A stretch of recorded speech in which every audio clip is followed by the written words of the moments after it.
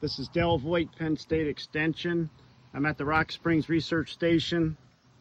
We just had Dr. Greg Roth and Dr. Caruja go over some of the variable scab, fusarium head blight, and some management.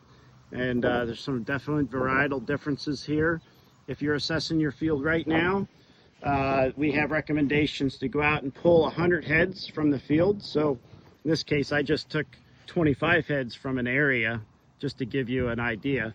And then I laid them out here and I looked at all of the ones that had the incidence of scab, fusarium head blight, which is that really light pink area in the middle on that particular inflorescence there. So when you look at separating them out, from this line over, we had 13. From here up, I had 12 that did not have scab.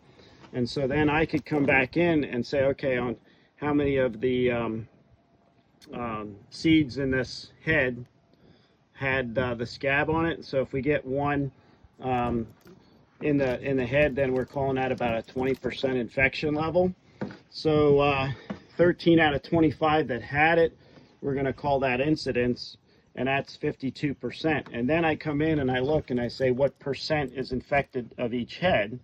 So we had on average about 20%. So there was one set of kernels on each head that had the presence of the scab. So that's 20%. Then we're going to take the 52% multiplied by the 20% of the severity, and that's going to give us 1,000, and we divide that by 100. So if you're over 10 doing that calculation, you have to crank up your airspeed. You may have to run it through an additional cleaner at the end of your once you get it out of the bin, to make sure you can sell it. That's the key, is to make sure you're blowing out the small kernels out the back of the combine. So that also means you're probably going to have to deal with volunteer wheat this fall. But that's how you do an incidence level. So you go to each field, you do that, and then you can target which ones have more or less incidence in that field. And that should get you there. There is a fact sheet that you can review what I just went over.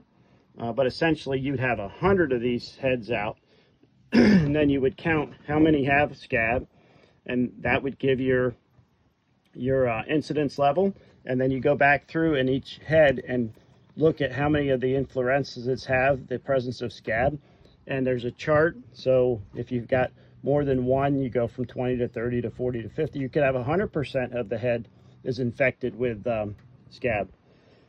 You take those two numbers, multiplied, divided by 100, and that gives you the level of infection. And that does a very good job of letting you know which fields to target. So with that, I'll end there. If there's any questions, refer to the fact sheet I'll link below. Thank you.